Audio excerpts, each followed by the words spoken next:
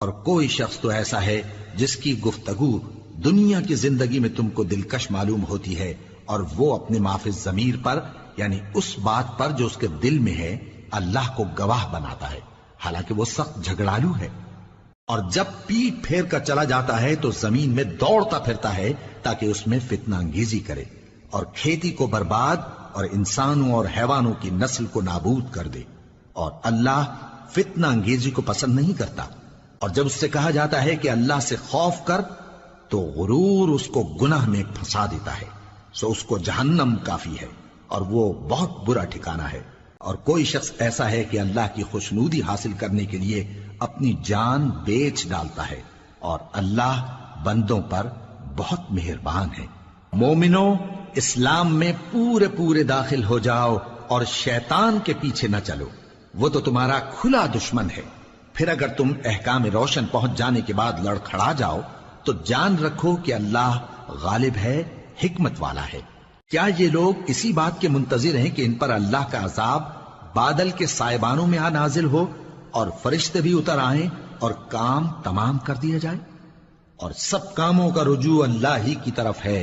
اے پیغمبر، بنی اسرائیل سے پوچھو کہ ہم نے ان کو کتنی کھلی نشانیاں دیں، اور جو شخص اللہ کی نعمت کو اپنے پاس آنے کے بعد بدل دے تو اللہ سخت عذاب کرنے والا ہے۔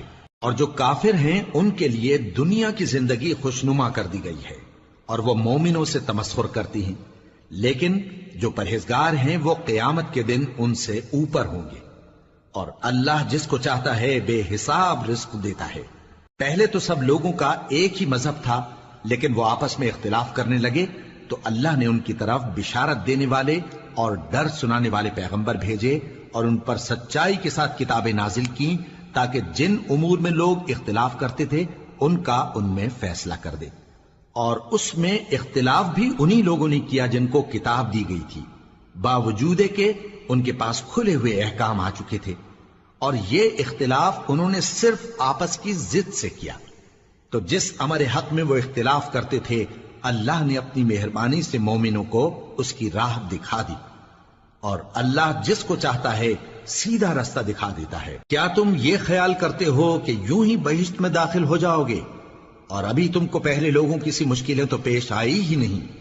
ان کو بڑی بڑی سختیاں اور تکلیفیں پہنچیں اور وہ صعوبتوں میں ہلا ہلا دیے گئے، یہاں تک کہ پیغمبر اور مومن لوگ جو ان کے ساتھ تھے سب پکار اٹھے کہ کب اللہ کی مدد آئے گی۔